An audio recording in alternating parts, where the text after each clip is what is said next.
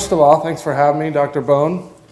Sterling's watched us kind of grow at Qualtrics from a kind of a backseat view for a long time. A lot of our early employees went through a sales class, and when we were in the basement, and now they've been a key part to running what's turned into a 400-person sales organization. So it's been a pretty cool ride. But I'm going to be pretty chill today, first of all, because I'm a little sick and under the weather, but I'm excited to be up here. Actually, I haven't been to Utah State in a long time. Do they still do the howl up here? So I participated in the howl when I was in college, and the first year we came as the USA jump rope team. And so that was and then the last time I was up here, we were the sweetest massage team. And so I actually emailed a couple of my college roommates last night, and I said, hey, do we have any pictures of the last time we were up at Utah State together? And this is what I got back. So that's it's the last time I was here. So you guys were a big part. What's crazy, though, is at the same time I was doing that, we were working on this startup with Qualtrics. And so today I want to talk a little bit about our history and a little bit about Qualtrics. And then I want to talk about, we're an analytics company, but I want to talk a little bit about why analytics are important. And as a CEO from a company that's gone from 0 employees to, last year we had 480 employees, to this year we will have 1,100 employees. So we've doubled the size of our company in a year, and we've done it while maintaining cash flow positivity, which is really weird in tech right now. So if you look at like other unicorns or whatever they call us, profitability is not something that is very popular, especially in the Bay Area. But as we're starting to see a little bit of the downturn, or some warning signs, or some public companies not doing so well, or private companies getting knocked down, the way in which we operate our businesses are becoming, it's becoming more and more important as you scale. It's not growth at all costs. Well, what an even more important topic than how we're using analytics and how we're able to line up against the data that we have, and also what we're doing about the data we don't have.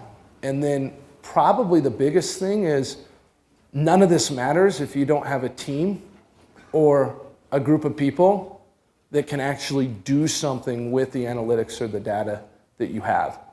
It's no different than a sports team where you could walk in with Nate Silver and he could tell you everything about everything that's going on with all of your players, all of your stats, but if there's no ability to do something, that's going to be the weak link. And I'm going to talk about the analytics that I use as a CEO, and I'm going to talk about what we've done in how we run our business, because I think there's a lot of a lot of different perceptions on how a company actually scales. Hey, you go from 480 to 1,000 people, and it just happens. Well, it couldn't be further from the truth. I have this famous picture from last year where we printed out 50,000 resumes, and they're all sitting on the counters of Qualtrics, 50,000. And we are literally looking through every single person that we can find anywhere from here to Seattle in the Bay Area to join Qualtrics. And we're trying to find the right people. And so once we do hire those people, how are we metricing them? And it's really controversial right now because we're probably the most radically transparent company with data of any company I know. But it's actually becoming the new school approach. So we're going to talk a lot about this, and then what I'm going to do is I'm going to open up for Q&A, because as much as people want to just hear me ramble on, I think that probably I want to know what's on all your minds. So, but before we get started, how many of you are students?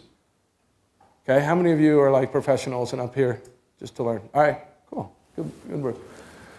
So we started in a basement. We started in about 2002. We had the goal to make sophisticated research simple. We said, hey, wait, there's this idea of collecting data, and there's this idea that the most important data is the data you don't have. Right now, if you want to get feedback on things. You have to use paper pencil surveys.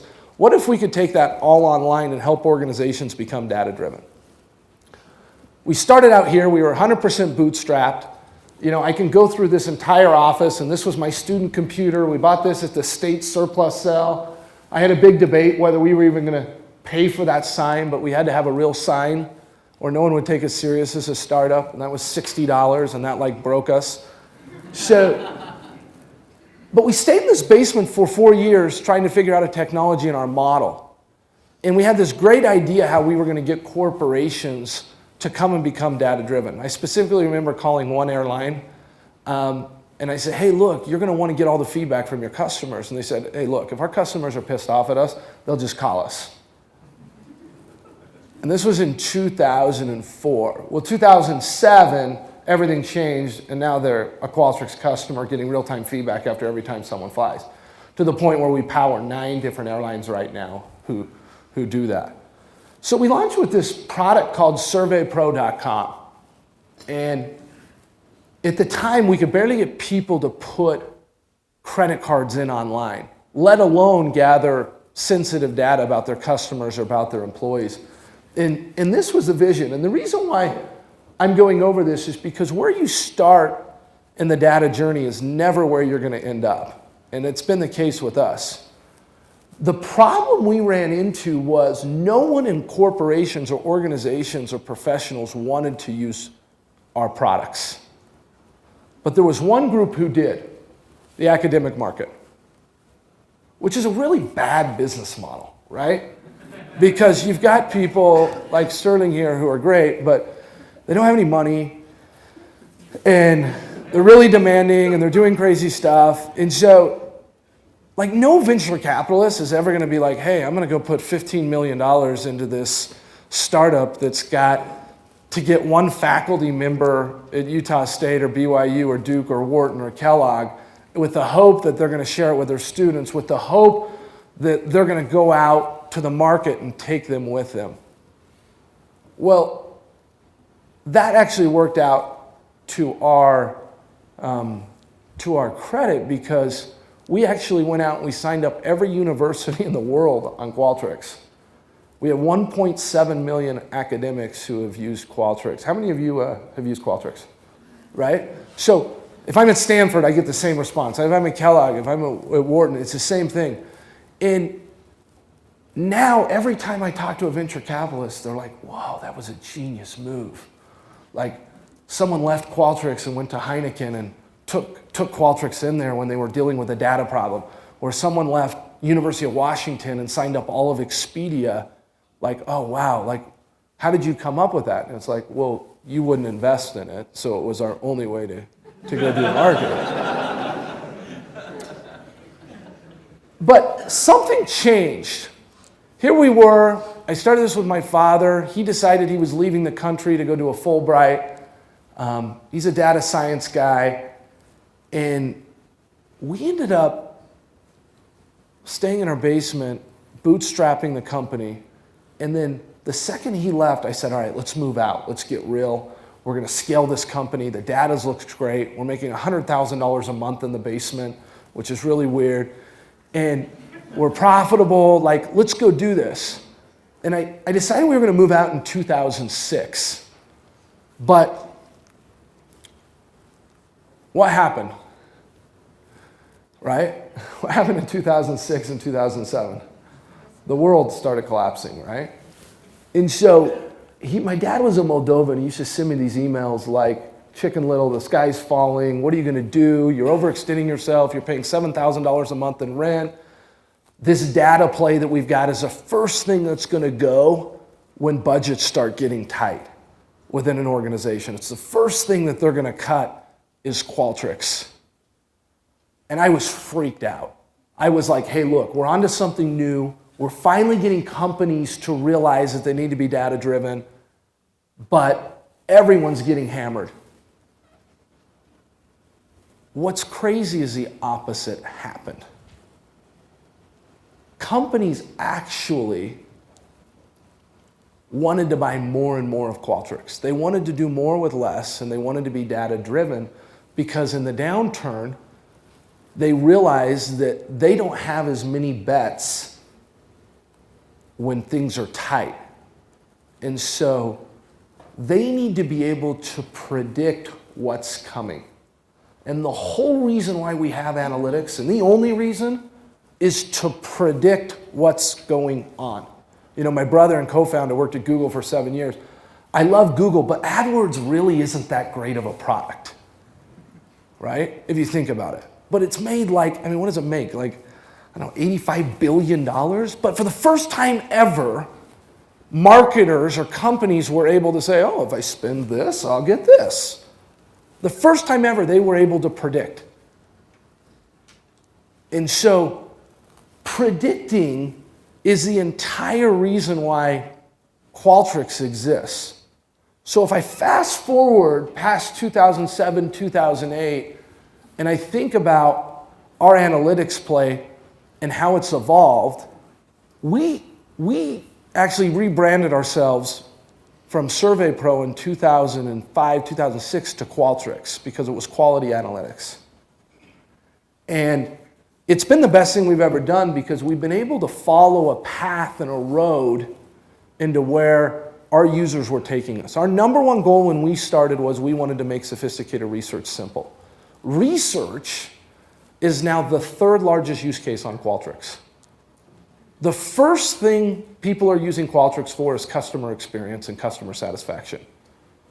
We have 160, how many of you have heard of Net Promoter Score, right? NPS. We have 160,000 programs being run on NPS right now. That's more than every other experience company combined. This is not what we set out to do. The second use case on Qualtrics is employee insights.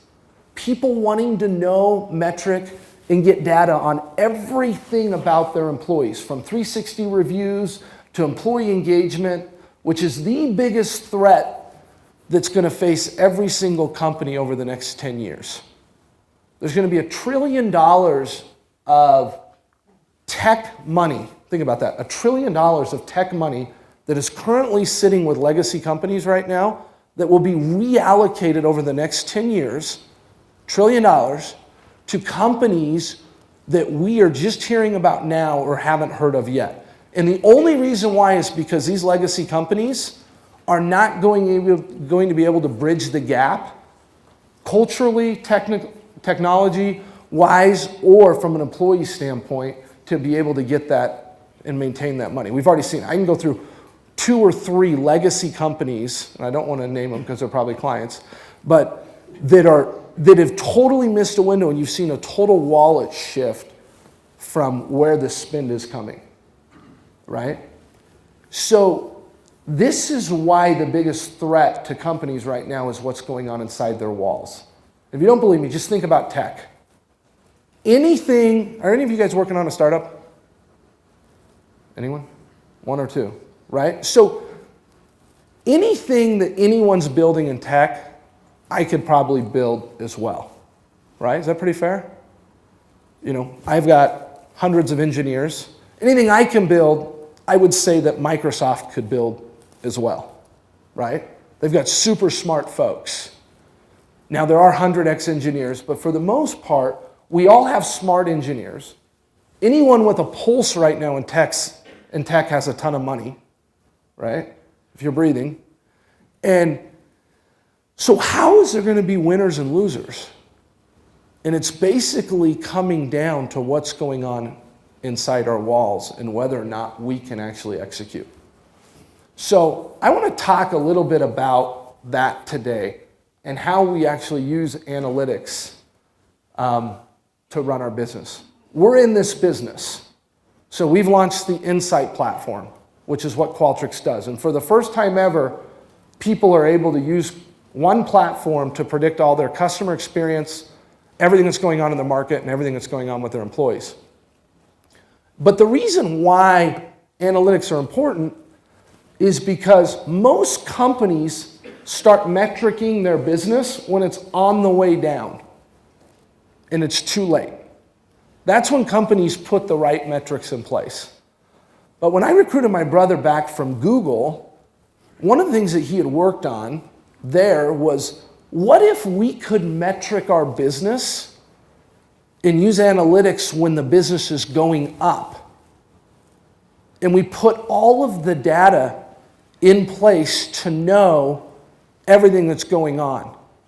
Because just because we made $1 billion this month, why shouldn't we have made 2, but there was a glitch or something was going on in our system? That's totally contrary to the way people actually metric businesses. And so when he came back to Qualtrics, the first thing he did was say, hey, I'm going to develop a product that helps us scale our business through analytics to what's going on inside our building and what's going on externally. And the theory was there's 2 reasons why companies fail. And mind you, at the time, like, we couldn't have been more on fire. But the theory was companies fail because everyone gets focused internally on each other, which we've all seen, right? Non-productive discussions that have nothing to do with anything. And companies fail because they get focused externally in a million different directions.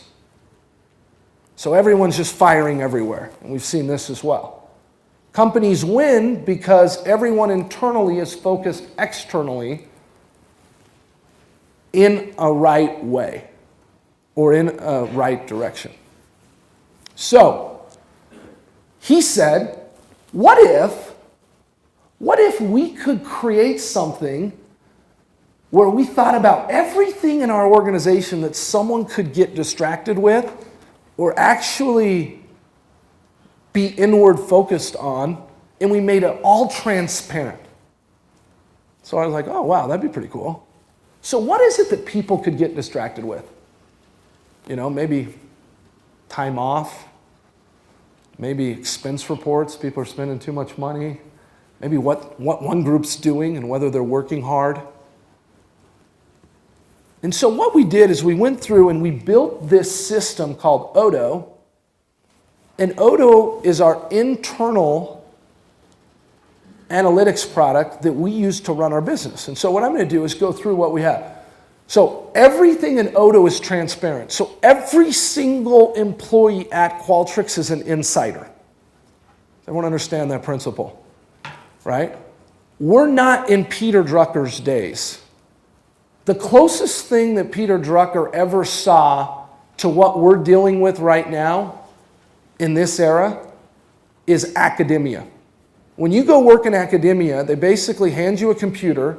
They say, here's your office, go think, come back with something good, right? That's how we're operating right now. When we hire someone at Qualtrics, we bring them in and say, hey, here's your computer, here's your phone, go.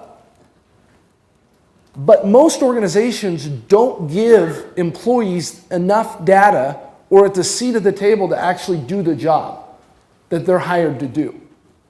So we wanted to make everything transparent. So everyone gets to see every one of our customers. So here's one customer. We can see how much lifetime spend they have. We can see their 12-month spend and how it's divided up in our product. We've got them categorized. Okay, pretty cool, pretty simple. Most companies have that. In the same system, they get to see how the employee's doing. So metrics on every single employee, on where they're ranking, how they view themselves versus their peers. And we want employees every single quarter to be getting feedback from their peers. All real time, it all shows up. There's a whole analytics piece here, and it has nothing to do with comp. It just has to do with, are you getting better? The reason why people come into the Odo system is because there's like a Slack channel or a Squawk box where anyone in the company can post something at any time with any question they might have. We have 6 offices globally. Anyone in the company can see anything that's going on in any of these offices at any time. To the point where at the water cooler or the drink machine, there's actually a plasma TV that is a live connection with Dublin and Seattle so someone can have a water cooler conversation, right? AdWords was brought and founded from a water cooler conversations at Google. So as you get into remote offices, how do you make sure you still have that collaboration? All the expense reports for every single employee is public. I didn't want to manage expense reports. I didn't want people worrying about it. It was a problem. So why wouldn't we turn it on so everyone can see what everyone does? And then I had to lead with me. And the hardest part was I had to explain why I had an expense report from the Wild Mustang, which was a restaurant in Orem. Everyone's like, what's $1,200 at the Wild Mustang? All right. All paid leave is self-reported. And it's all available to everyone. So every single employee that comes into Qualtrics gets or is part of this program. All company sales data is available to everyone. And you can see it broken down by region, broken down by pace. That's all the internal stuff. Then there's an external component. Every single person that comes into Qualtrics on Monday morning gets an email that says, it's from Odo, it's not from me, it's not a big brother here. From Odo that says, hey, what are you doing this week? And out of everything you told me you were getting done last week, what did you get done? So I'm able to see someone and see what this person did and then what they got done last week. And this rolls up into one email, takes everyone's data, and sends it out to the whole company. So everyone in my company knows I'm here right now. And the idea is, what if we were transparent with the data externally for what everyone's doing? So we don't have employees saying, hey, our engineers aren't working. Or if that comes up, I say, hey, have you looked at their snippets? In reality, we realize they just put 3 data centers up in 3 different locations, and we didn't fill it as a company, so they did a fabulous job, rather than assuming that they're not working. Okay? This has been one of the most productive things we've done as a company, because every single employee has to show and think about what they're doing this week. And it's so simple, but it's actually allowed us to scale. If I always see an employee walking around, talking on a phone, outside, whatever it is, not engaged, the only thing I do is just pull up their snippets. And I can just go back 6 weeks and see everything they've done. If it's the same stuff every time, you know you've got an issue. We have something called OKRs. This was created by John Doerr, Kleiner Perkins.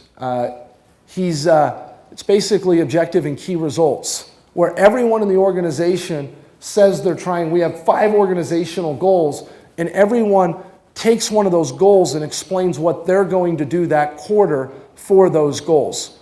So if one of our goals is to support and delight our customers, nothing is better than when an engineer or a salesperson has to align with that goal.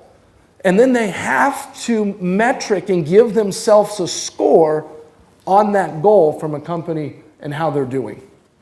So the idea would be is if we have 1,100 employees, we have 5 missions or objectives, and every single employee creatively, outside of their core job, is aligning to one of those objectives. That's where synergy plays in. We want our employees to be creative. We don't care what it is. We want them to figure out how they personally can impact something like delighting customers, even though they might not be in a customer-facing job. And the stuff they come up with is unreal. But the hard part is how do you metric it? And we figured out how to use analytics to do this, and I can roll this up at our corporation. I can see how the whole company's doing on our OKRs. Once again, I can see everything that's going on within our customer base. All of our expansion. If someone buys Qualtrics in one department, what happens? It's been some of the biggest breakthroughs that we've seen from an expansion rate and everything that's going on.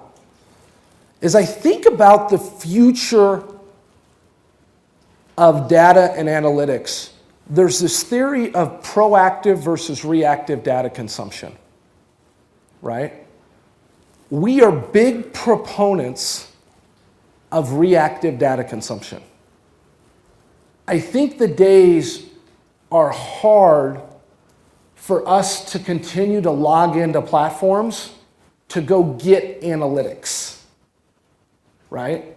I mean, I have a Salesforce account that I should be able to log into and see all the pipeline for my entire sales team, but when do you think the last time I logged in was? Years ago, right? We all are that way. So there needs to be a shift that analytics become a part of your world. And the way that that happens is through reactive data consumption, where basically you walk into the office and you're literally tripping over the analytics. And let me give you an example of what this looks like and what reactive data consumption looks like. This is our weather report. Every day at 5:30, there is a report that goes into Odo and scrapes all of the highlights of everything that's going on within our organization and all of the lowlights. And this report goes out to my board. So I have investors, Sequoia and Accel. Every day at 5:30, they know exactly how many clients we invoiced, how many we added versus how many we lost, our sales pace, our employee count, how many started, how many quit, how many accounts were created yesterday, our sales update, and it just goes through how many support tickets we have open, and it goes into their inbox. What's happened is when I go to a board meeting now, I never have to educate them on our financials. We've never had a financial discussion in our board meetings, ever, which is unheard of for a tech company dealing with, the two top VCs in the world. Why? Because we figured out how to make analytics reactive data consumption, so it just comes to them and they just look at it. And that's the goal with analytics. If I had to make them go log into something, it would totally change the outcome. And they wouldn't be using it. To the point is, there's been days where I haven't triggered our weather report. And at 5:45 or 6 o'clock, I get an email back saying, what happened? Where's our data? And these are folks that sit on the board of Dropbox, at Lassie and other companies like that, right? So these aren't folks who aren't used to dealing with this. But we've done something really simple, and we've been able to pull all this together. We scaled from 200 to 400 employees without hiring a bunch of managers. We've been able to keep an extremely flat organization. We've been able to digest going from one office to 6 offices in 18 months, to go from 480 to 1,000 employees. And the number one reason why we've been able to do this, and me being a first-time CEO, that I'm in all of the details, is because of the systems that we've put in place internally. Last year I was up at Microsoft presenting to Satya and the new team at Microsoft. And I was talking to him about all of this, and he stopped and he asked me, so you mean to tell me that you took your best engineers you had and had them work on your internal systems? I said, yeah, it was really tough. He's like, talk to me more about that, as he turns back to his team. And I said, yeah, it's really tough to take two University of Pennsylvania computer scientists who are PhDs and say, you're not going to be working on our external product. You're going to be working on what we're going to use to scale internally, because that's the biggest risk we have as a company.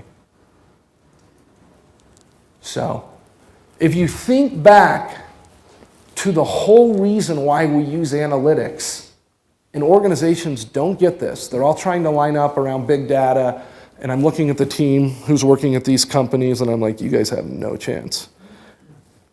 All you're trying to do is predict. It's the whole reason why we're looking at things. We want to predict. In Wall Street, they love drawing lines between two data points. Oh, you had a down quarter here, you had one quarter here, oh, that's where it's trending, right? All we're trying to do is draw lines and pick stocks on the bets that we make, either whether it's on the employees or the markets. So that's how we're running things at Qualtrics. It's a totally different way. I think there's not a right or wrong way to metric your company. I think you've got to really understand why you're using analytics and just not fall in love with the data and analytics. It gets to the point where you're just going through the motions. If it's not helping you try to predict something, I would be asking the question, why do we need this? If it's not reactive data consumption or it doesn't have the possibility to be that, I would ask the question, why are we doing this? And so I think that this is probably more of the future, is how to build internal systems that actually help you win externally. So that's a little overview of Qualtrics. Hopefully that was helpful. I'm happy to take any questions you guys have.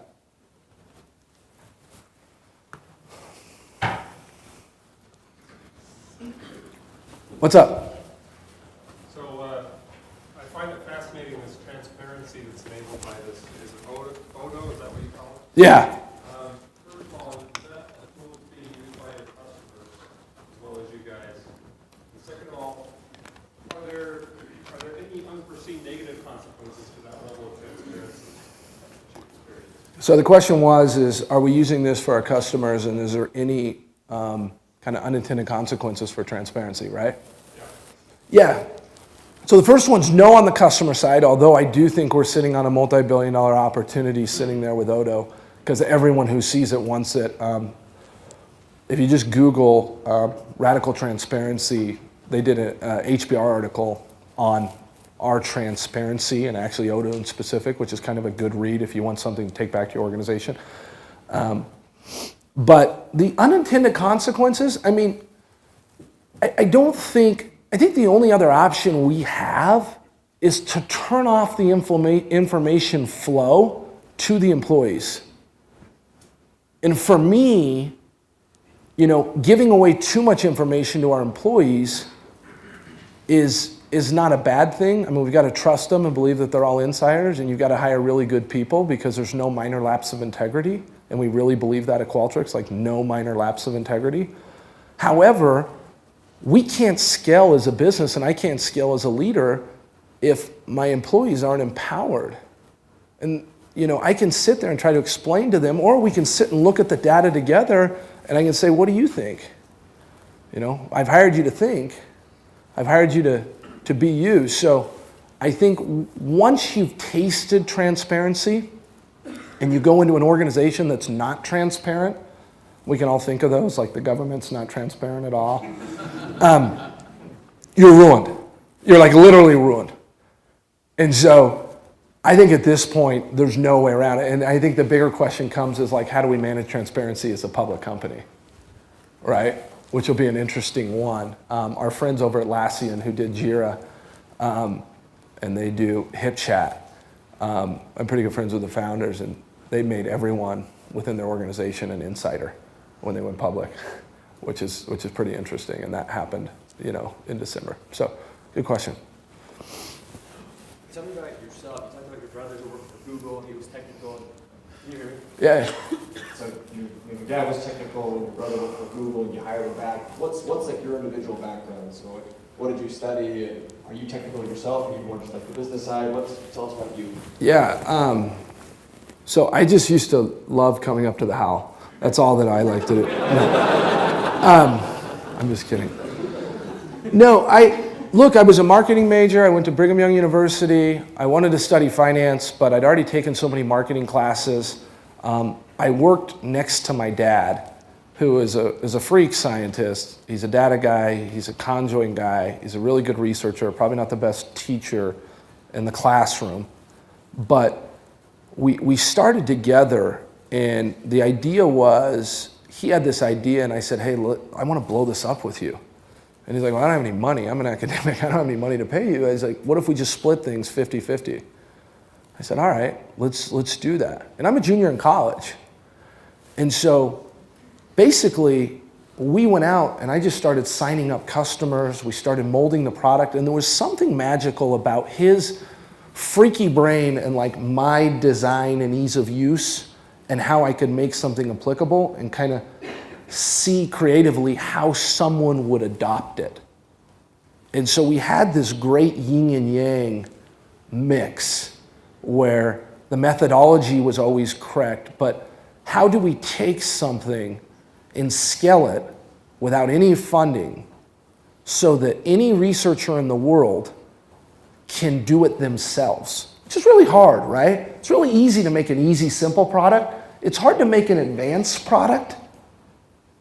You know, if you think about the researchers that use Qualtrics, I mean, Adam Grant at Wharton just came out with the originals book. Dan Ariely, who did Predictably Irrational, behavioral economist, right?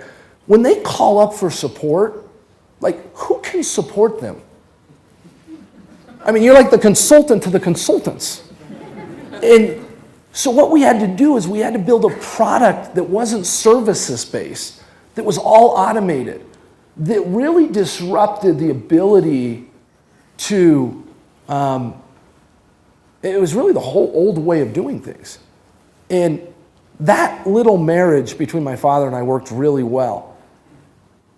He left and kind of just sat up as a board advisor.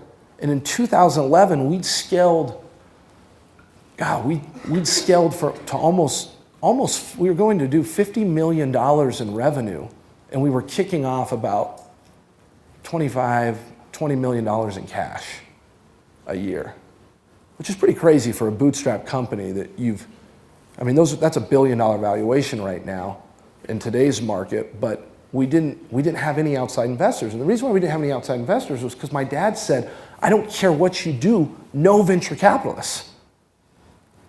And so I tried to give away the company like 4 different times to people, and he was just ruthless that the only way, if this does go, if you have a clean cap table, which means if you own the whole thing between you and your employees, then you will be able to go do something great.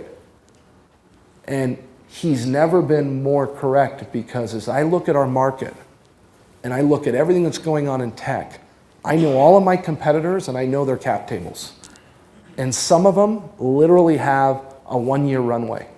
Some of them are already upside down. It's the equivalent of having high interest loan mortgages on your house.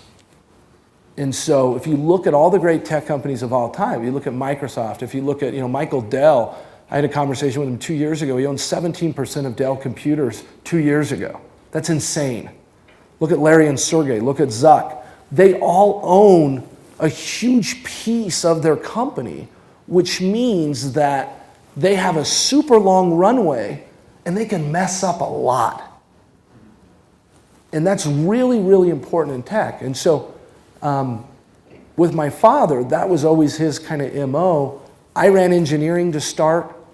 I've run sales, and now I run the whole thing. And so I don't have the most technical background. I don't code. However, I know what it looks like. I've run engineers for a long time. But my brother is 100x what I am with engineering. And so I had this horrible task of trying to get my brother to leave Google to come back to Utah and work with his little brother when he's running like 1/3 of the world's internet search. And that was a really hard sell. It took me like 2 years, but I went out and said, hey, we can't raise funding. Who's the best in the world at product? And I was like, I happen to be related to this guy. And so I was able to pull him back in, and that's when everything took off and we really scaled.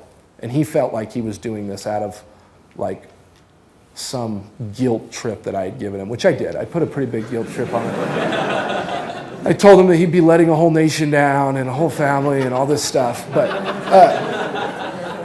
he's thanking me now. Right, so anyways, that was a long answer to your question. I recently saw you give $1 million to the Huntsman Cancer Center. Oh, wow. And I think a lot of companies sometimes have social responsibility at sacrifice to the financial mission. Can you speak that and other corporate social responsibility, how it fits in with your business strategy? So the reason why I started Qualtrics with my father was because I was working down in LA my sophomore year at BYU, and my father was diagnosed with throat cancer, and it wasn't looking good. It was in his lymph nodes, it was all the way around, and up at Huntsman, they had developed, typically they have to go in, they break the jaw, they go through chemo, and most people don't survive because they can't eat. Chemo's radiation's a hard process, but, they just couldn't get through the procedure. And at Huntsman, they had developed a laser like 6 months earlier where they could go in and literally laser around without having to go through that damage. Well, my father, I dropped out of school and I said, hey, look, I want to spend time with my dad. Nothing's more important than this. And, this is when he had this idea and was working on this. So every time he'd come home from radiation, if any of you, how many have been with someone while they've gone through treatments? If you haven't, you will, right? It's pretty hard. And so we had something to look forward to every single day. And instead of fixing up a Chevy or a Mustang, we built a tech company. So I always said at the time that Huntsman would be our charity, but I had no money. And so I specifically remember calling the Huntsman folks and saying, come down to Qualtrics. We're going to announce you as our corporate charity. And they're like, okay, great. And I was like, all right, we did it. They're like, well, what are you announcing? And I was like, well, you're just our charity. I'm like, that's it? I was like, yeah, that's it. You're our charity. And so I always said that when we do something, like I want to make sure that we give, we came up with this idea that we're going to give $1,000 per employee per year to Huntsman. And every year at Christmas time, we give everyone $1,000, as a bonus. And that's gotten pretty expensive if you think about 1,100 employees, right? But we got up on stage and we started this thing for Five for the Fight. So if any of you guys have seen that, right?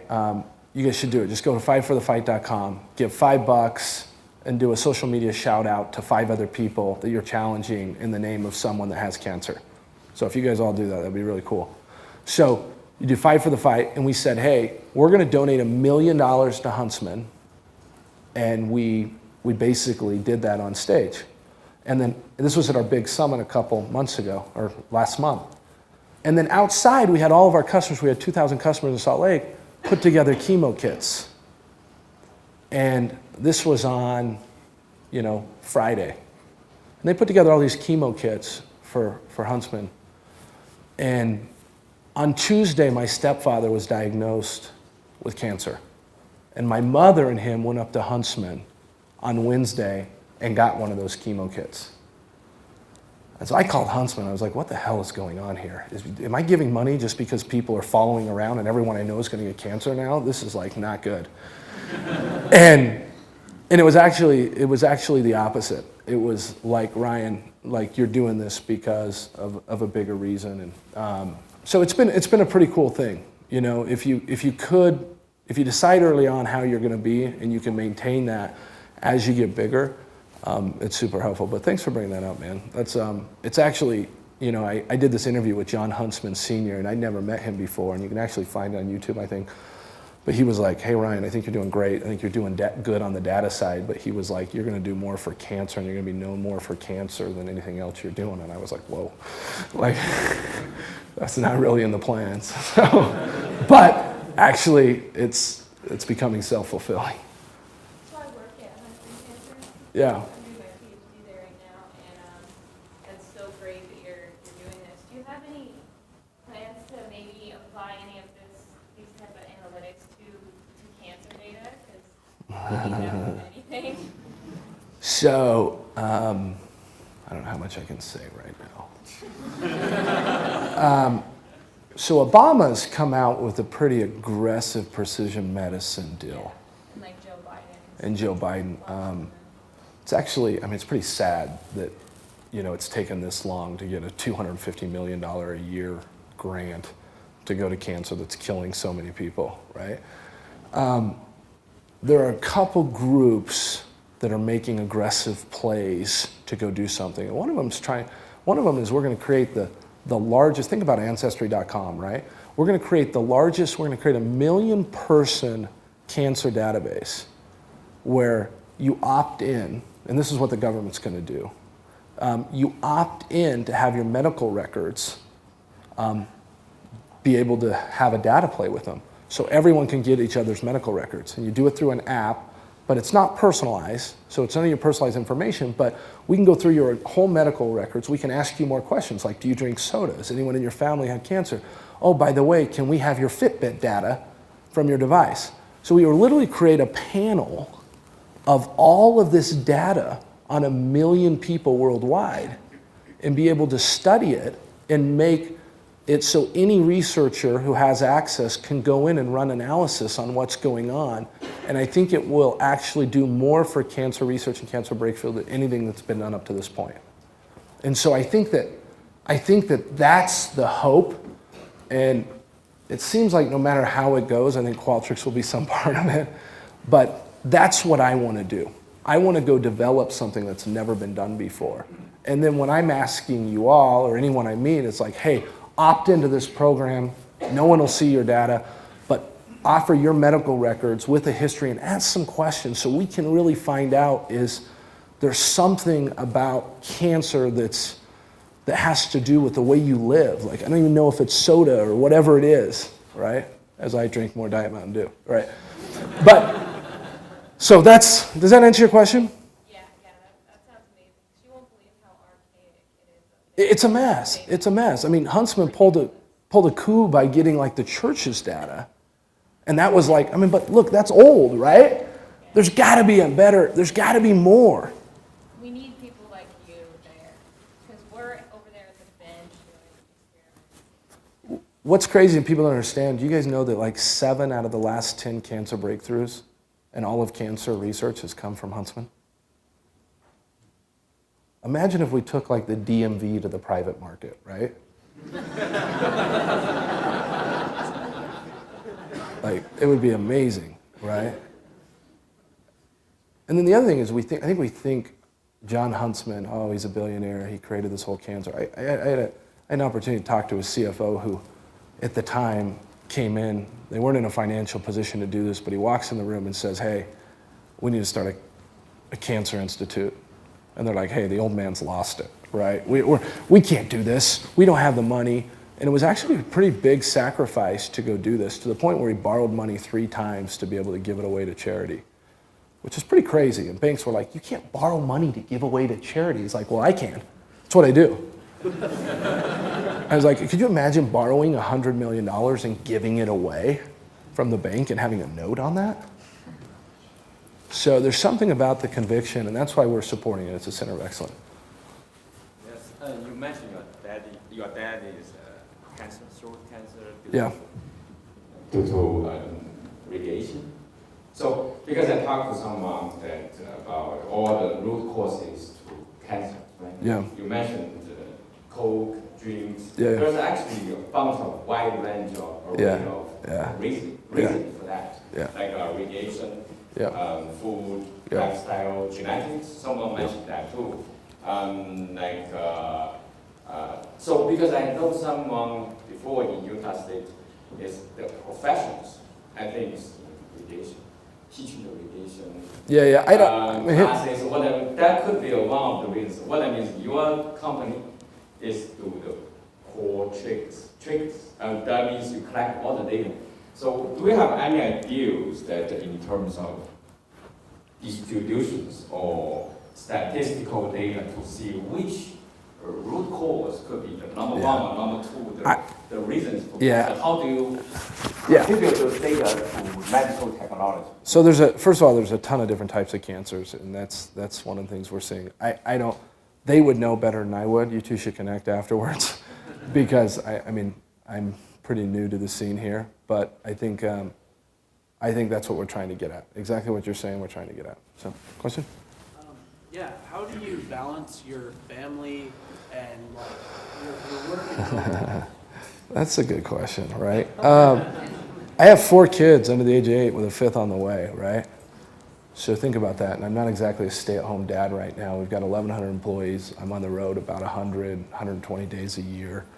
I actually wrote an article about this.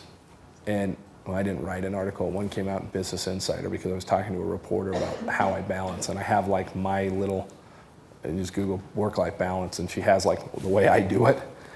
But to give you a summary, it's, I try to get as many doubles and triples as I can, right? And a double or triple is, you know, if, like, for example, I need to teach my 4-year-old how to ride a bike, right? But I also need to go visit my grandmother, and I also need to take them all to dinner, right? So what I do is I pile my kids in the car, I swing by Wendy's, I throw the bike in the car, we go over to my grandmother's house, we sit in her driveway, and I teach her how to ride a bike. Okay, and I just hit it all at once, right? And it's, you've got to really start being able to do that. Or if I'm going on a business trip, for example, I had to open up Dublin last summer. And I was like, I'd been gone, and I was like, okay, the whole family's coming to Dublin. And everyone's like, what? You're flying your whole family to Dublin? I was like, yeah, absolutely. I'm like, well, that's expensive. I was like, I don't care. It's like tax. Like, that's part of my job is like, my family needs to go. And it was like one of the coolest trips, and we go to the beach, we'll go on trips here, but when we went to the office opening in Dublin, it was one of the coolest trips. And, you know, we felt a little bit like Brad and Angelina with all these kids running around. But it was really a cool experience to bring my kids. I have no problem taking my daughter to business trips. And I literally, like, if I was going away, I'd have no problem with her sitting right here, and I want her to learn. I want her, you know, she's coding, she's 7, right? Like, I want her to see that dad's grinding, you know? And I have a real problem right now is like, okay, you know, how big do you go? Like, what's driving you? You've already hit probably all of your guys' goals. So how far do you go? And reality is I know what it's like to play golf every day. And I don't want to do that, right? My kids need to see me working. And that's why I get up, and that's why I grind. And I woke up at 4 o'clock this morning to get up here. Like, it has probably nothing to do with anything else besides I'm young, I'm in my 30s. You should be grinding from the time you're 24 to 40, and that should set you up for the rest of your life. That's the window. If you're not grinding at that time, the next 10 or 15 years aren't going to be good for you. I've seen it. I interview these people. Like, that is the window, and I need to be doing as much as I can. And so I stack it pretty full, and I go hard. I work 18-hour days, and if you would have told me that when I was up here at the Hal that that's how my life would be, I probably would have said you're crazy, and that's what's happened. But I don't have all the experience in the world. You know, there's probably CEOs with a lot more experience, but I would trade being a fast learner any day over being experienced, because we're in uncharted waters right now in tech, and you've got to be able to learn quickly. So for all those young kids, if you're a fast learner, there's a lot of hope. So are we wrapped up? Yep. All right, bro.